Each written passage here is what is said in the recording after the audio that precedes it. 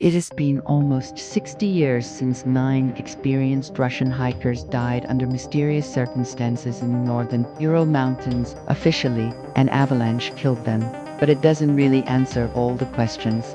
Like, why were they found half naked? And why did they flee for their lives? Why is this still one of the most talked about mysteries in the world? This is the Dyatlov Pass incident. On February 2nd, 1959, 9 experienced hikers left the Vysotsky Geological Prospecting Party base near the village of Vish, intending to climb Mount Lofi, also known as the Dead Mountain. According to the plan, they should have reached the pass that same day and set up camp nearby, but they never made. They were led by 2 experienced instructors from the Moscow Geologic Institute, Yuri Doroshenko and Igor Dyatlov, whose last names would later become synonymous with the tragedy. One of them was wearing only the underwear and socks, while the other was almost completely naked except for her boots.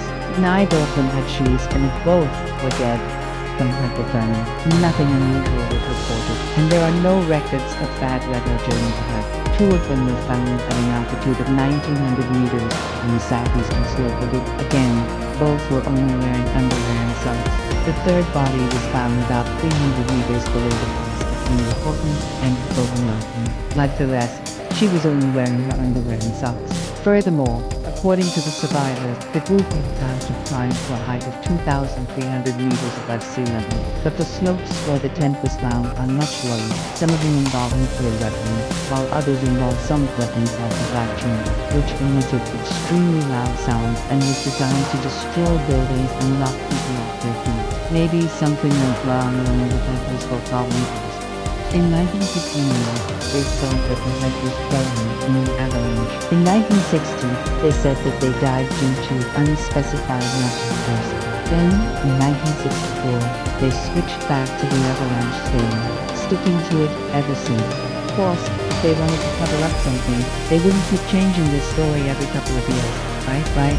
However, the official explanation claims that the tests were carried out 150 kilometers away from the campsite. Since then, several memorials have been erected in the hikers' honor. Several books have been written, not to mention documentaries and feature films. Maybe we'll never know, but the Dyatlov Pass will never stop whispering. The wind through the trees, though, that's definitely one of the most frightening sounds. The most recent one is the 2023 film The Dyatlov Institute starring Zaka. Share your thoughts and check out these similar cases. In the meantime, see you next time. If the hikers fled from the avalanche, why didn't they go higher? Strangely enough, none of the bodies had any external signs of trauma. Infrasound refers to low-frequency sound waves below the range of human hearing. These sounds don't have a clear origin, and they often occur before major geophysical phenomena like earthquakes, volcanic eruptions, and avalanches. But if that was the case, why were the bodies found half-naked and without any documents? Well, there's no evidence that the hikers were aware of any infrasound activity. It has been suggested that the strange noises may have driven them to flee the premises. However, 2 of them showed traces of radiation, specifically Ural, who was found completely naked except for her feet, and Yuri Provanichenko, who was found wearing only his underwear. Both of them were members of the Soviet nuclear industry. People had long attributed mystical qualities to the Dyatlov. Perhaps these unexplainable events could be blamed on aliens, although there's no evidence that such a creature exists. Or maybe it was aliens, after all. Isn't this the place where the UFO crashed in the movie Ural? Okay, I made that one.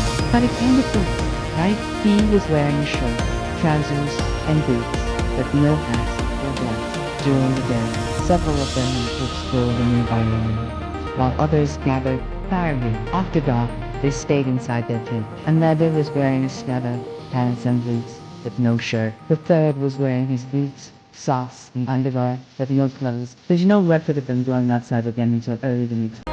They had found the tent on the northern slope of the Otorten mountain, half buried in a snowdrift. Nikolai Thibault had bleeding from the lungs and heart. while Ural had massive internal bleeding. Krivonchen was ruptured and there were traces of fractured ribs, yet none of them had any external wounds or fractures. It had been slashed open from the inside. At first, the searchers thought that the hikers might have been trying to move further up the mountain. On February 2nd, 1960, the Soviet authorities issued a statement saying that the hikers lost their lives due to a sudden avalanche. And as you can see, avalanches do happen in the Urals. This region is actually considered one of the most avalanche-prone regions in the Northern Hemisphere. The slopes of Rotoltan are especially dangerous, so they continued to search, finding no trace of the hikers. In fact, the only thing that stood out was the temperature. It was unusually warm for the middle of winter. The group consisted of 5 men and 4 women, all of them being students. For the next few days,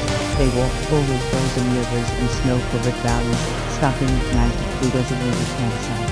On February 1st, the group set up camp at an altitude of around 1,000 meters. On February 2nd, the group left their tents at approximately 8 a.m. and headed towards the pass between Ethiopia and Cloverland.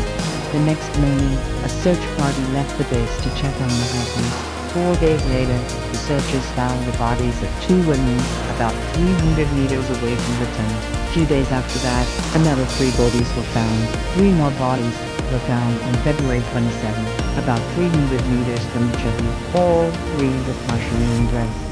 One of them was wearing only his underwear. The last body was found on May 4th, 1959. She was located in a crevasse on the north side of the Tacaba mountain. Later on, forensic examination revealed that some of the victims had severe internal injuries. So what really happened to the Dyatlov? Over the years, numerous theories have been proposed. One of the earliest ones was the avalanche theory. However, this theory doesn't hold up because if an avalanche fell over camp, it wouldn't be out full of snow. Nor would the hikers be found without any signs of external trauma, yet with severe internal injury. Then there's the infrasound panic theory. Next up is the Soviet military test theory. Between 1950 and 1960, the USSR carried out numerous tests of various technologies in the northern Urals. Another theory blames the KGB. Maybe they were testing the hikers' resistance to psychological pressure, or maybe they were dealing with hostile spies.